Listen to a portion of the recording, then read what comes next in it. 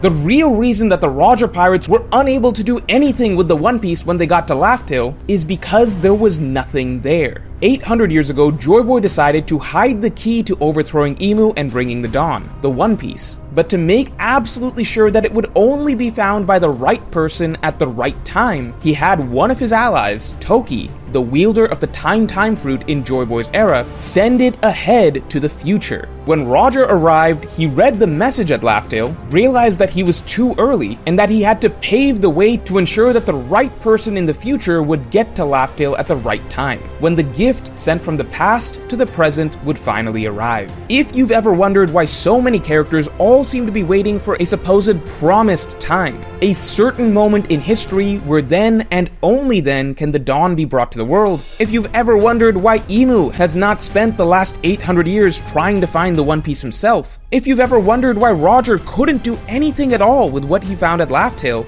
this is the answer that Oda has been hiding from us this entire time. An answer in plain sight, teased in the Wano arc itself. The people of the past sent their hopes to the future. Today I'm going to be breaking down Oda's greatest secret for the finale of the story, a race for the treasure that will be soon arriving from the past. And the first one who claims it will be the one who decides the future of the world. But first, do you want to make a change for yourself in 2026? Do you want to finally start eating better and living healthier? Factor can make healthy eating so easy for you, and it takes no effort on your part. And the best thing is, the food still tastes really good. Factor is a service that sends you ready-to-go meals straight to your door, so that you are set for the week. But what's great about Factor is that you get to select from ready-made meal plans and then edit it however you like. So you get to pick the lifestyle that you want to live, and then Factor puts it on autopilot for you. You can pick protein, vegetarian, calorie smart, keto, whatever you want. And the best part is that all meals are prepared by professional chefs. So it tastes like you're eating restaurant food, but it's all been balanced to be nutritious. Just try Factor, and within a month, you will be happily eating food that's good for you, so that 2026 will be your year. And I've got a great discount for you to try out your first box. Just head over to factor75.com or click the link below and use MorgeFB50 to get 50% off your first Factor box, plus free breakfast for 1 year. That's code MorgeFB50 at factor75.com to get 50% off your first box plus free breakfast for a year.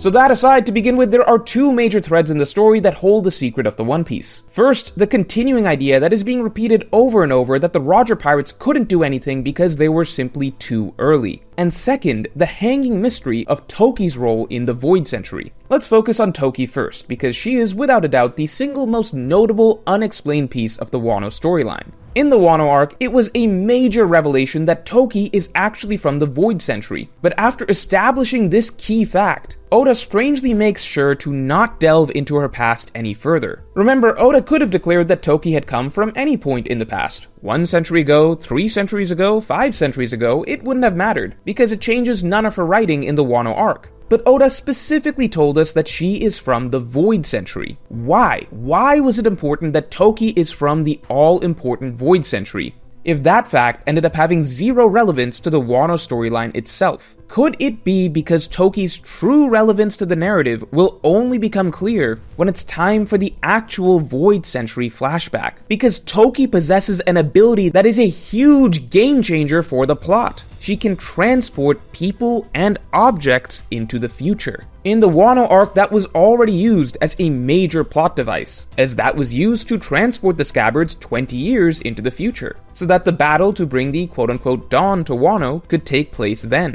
And if that is how Oda chose to use Toki's ability in the Wano arc, what implication does that have for Toki's role in the upcoming Void Century flashback? The fact that Oda has established a character who will exist in the Void Century flashback, who has the power to send things to the future, is wildly interesting when you consider how the possibility that the One Piece itself has not yet arrived in the present would also resolve so many of the questions that have been growing throughout the series. Most notably, the recurring idea of timing. The idea that has been beaten into our heads over and over as of late is that the dawn of the world can only occur at the right time. There is a promised time where everything will finally come together, but before that time, nothing can be done. That's why the Roger Pirates continue to regret being too early. That's why even as Vegapunk casts blame on why the Roger Pirates did nothing, it's made clear that they literally couldn't. Now, a lot of readers may feel that this is simply because of individual factors, such as Shirahoshi, the mermaid princess, needing to be born, and apparently one other sovereign also needed to be born in order for the dawn of the world to take place. And while this is partially true, there are signs that indicate that the promised time is about more than just this. To begin with, Shirahoshi herself is not actually that unique. Poseidon is reborn every 100 years, so there have actually been many cycles already of Poseidon since the Void Century. The Sea Kings seem to be looking forward to an even more specific point in time. So let's look beyond Shirahoshi. Maybe what was being waited on was the awakening of the Nika fruit. Yet the Nika fruit has already awakened, the new Joyboy has arisen, but it's implied that this too is not the quote-unquote promised time yet.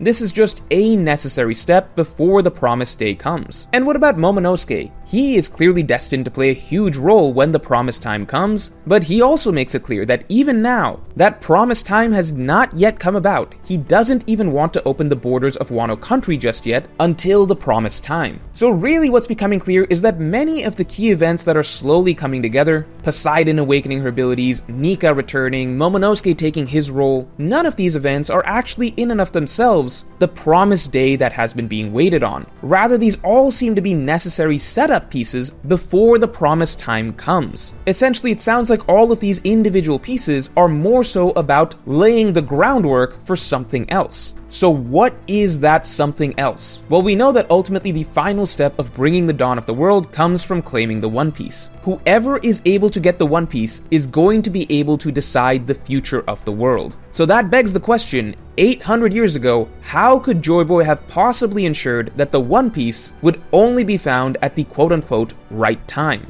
If Joyboy hid the One Piece somewhere at the end of the Void Century, presumably at Laugh Tale, and it's just been sitting there this entire time for 800 years, then isn't the simple problem with Joyboy's plan that it could essentially have been found at any point in time, really by anyone, and then that would have f***ed up everything? The fact that there is this reiterated concept of the right time and the promised day suggests in itself that a point in time has already been picked out in advance where it is correct for the One Piece to be found, which would make complete sense if Joyboy sent the One Piece to a specific point in time in the future. Then and only then, on that promised day, could the One Piece be found again. And that is why Oda planted the character of Toki in the Void Century. It's for the plot device of the Time Fruit. Toki was likely an ally of Joyboy's who he tasked to send the One Piece forward in time. Much like it sounds like Lily was an ally of Joyboy's who was responsible for spreading the poneglyphs throughout the world. And that's why so many characters who have knowledge of the truth have been preparing for a specific day. It's not just about Shirahoshi's birth. She was just one part of it. The Sea Kings know that the ancient ship Noah also needs to be fixed before the One Piece arrives. Toki knew that she had to come to this point in time specifically, presumably to help influence Wano to open the borders before the One Piece arrives. Roger knew that before his death, he had to start sending out pirates from across the world to start looking for the One Piece in the near future. Shanks was seemingly searching for the Nika fruit precisely because he was on some sort of mission to make sure it ended up in the hands of the right person before the right time came. And if you're skeptical about all this, then consider how this explanation that the One Piece itself has not yet arrived at Laugh Tale, but that it is coming in the near future, would explain literally every hole in every major character's actions in the story so far.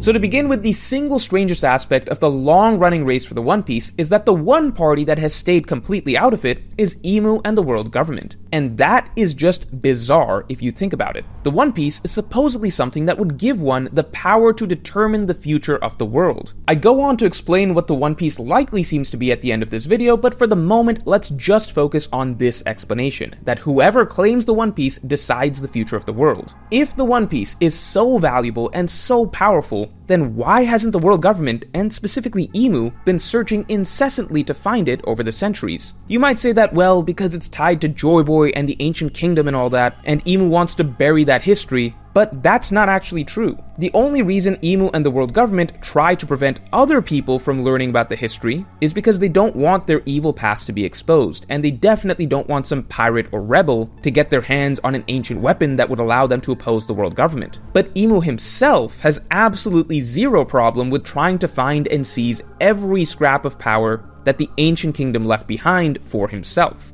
To begin with, the ancient weapons that the Ancient Kingdom had. The world government has, of course, been trying to collect those themselves. They already have Uranus, and the entire Enies Lobby arc is about how they wanted to use Nico Robin to find Pluton as well. And they also wanted to get the blueprints of Pluton so that they could potentially build another Pluton. Even the Nika fruit, Joyboy's own fruit, supposedly the bane of Emu. Even that is something that the world government has always been searching for. They've been trying to get it for centuries, it just keeps slipping through their fingers. And of course the Mother Flame, a recreation of the past power of the Ancient Kingdom. Emu of course wants that in his hands as well. Essentially every single great source of power from Joyboy and the Ancient Kingdom, Emu and the world government have always strove to get their hands on. All except for the One Piece, the most valuable item of all. Not once has it been established that they are actively looking for it. So why? It only makes sense if, for the last 800 years, Emu didn't believe that there was anything to search for. If 800 years ago, Emu was trying to get the One Piece, and Joyboy had Toki send it to the future, then from Emu's perspective, it would seem as though the One Piece flat out vanished off the face of the earth. He genuinely wouldn't understand what happened to it.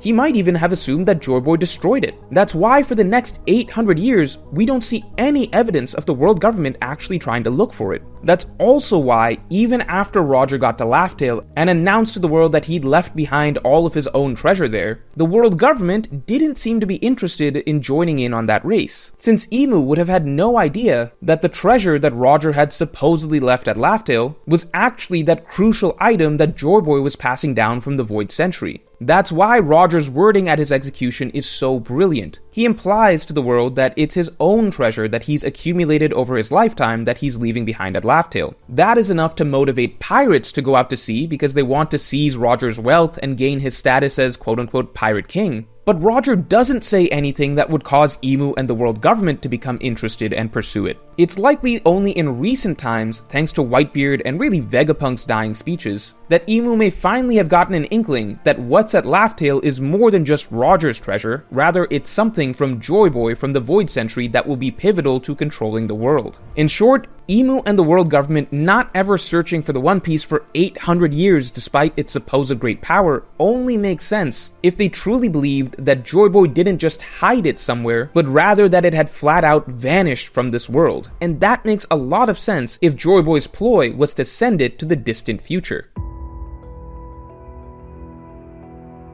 And in that vein, the One Piece being sent to the future would also explain Roger's strange actions, because again, Roger got to Laugh Tale, supposedly discovered the One Piece, and yet did nothing with it. The explanation that readers have come up with for ourselves is that maybe it was simply too early because Shirahoshi had not yet grown up, or maybe because the Nika fruit had not yet been found, so on and so forth. But these explanations do not make any sense, because if that were the case, then after Roger found the One Piece at Laugh Tale, he could have simply given the One Piece to someone else who he trusted. Perhaps Whitebeard, perhaps his own crew who would go on to live for decades. Instead of making a huge deal and shouting to the world about this treasure that beforehand no one even knew existed and no one was even searching for, Roger could have simply quietly handed the treasure to a powerful, trusted ally for safekeeping and told them to wait for the proper time for the One Piece to be used. Why the f*** would he just leave the One Piece at Laugh Tale and yell out to the world that, hey, there's a big treasure here, come get it? The simple answer is that there was nothing for Roger to give to anyone. Roger got to Laugh Tale, there was no treasure, all that was there was the poneglyph explaining that a treasure would arrive here in the future. As such, Roger literally couldn't do anything other than make sure that he incentivized as many people in the future as possible to take to the seas to find this island, with Roger betting on his allies, Whitebeard, Garp, Rayleigh, Crocus, Shanks, and so on, to be guiding forces on the seas to help identify and make sure that the right person gets to the One Piece when the time comes. This also explains Whitebeard and Shanks' actions. A lot of people assume that Whitebeard didn't care about the One Piece because all he cared about was his family, but that is incorrect.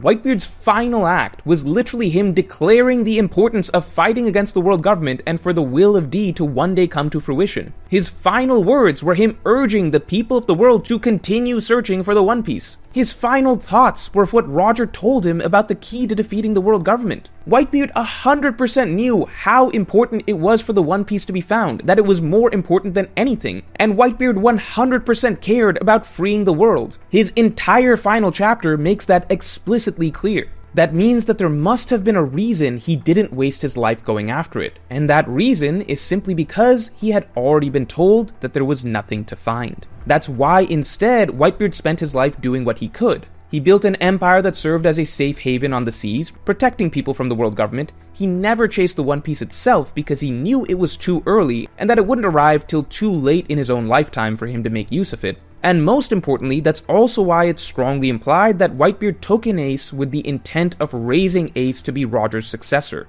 just as Roger himself hoped. Whitebeard was never indifferent to changing the world. His focus was simply on identifying the right person from the next generation who could do it when the time came, as Whitebeard knew that he himself would not last long enough for the promised time. That's also why Whitebeard in his final battle identified that Luffy could also potentially be the hope to pick up Roger's will. And that's why Whitebeard became so focused on making sure that he and his crew would carry on Luffy to the next age. With the idea that the One Piece could not yet be found till the right time came, all of Whitebeard's motivations and actions finally make sense. And the character that further reinforces that is Shanks. This is Shanks' most cryptic line in the series. It's about time now to claim the One Piece. What? Shanks had zero interest in finding the One Piece for years, and it's not because he was scared of the other Yonko like some claim. If anything, Shanks has, above literally any other character in the story, shown a clear willingness and capability to step to any challenge. He had zero problem challenging Whitebeard on his own ship. He had zero problem taking on Kaido. He had zero problem taking on Blackbeard, and hell, he had zero problem taking on the entire Marine Force at once. So whatever reason Shanks had for not going after the One Piece for so long had nothing to do with fear of the strength of the other Yonko, which means that Shanks is being literal here.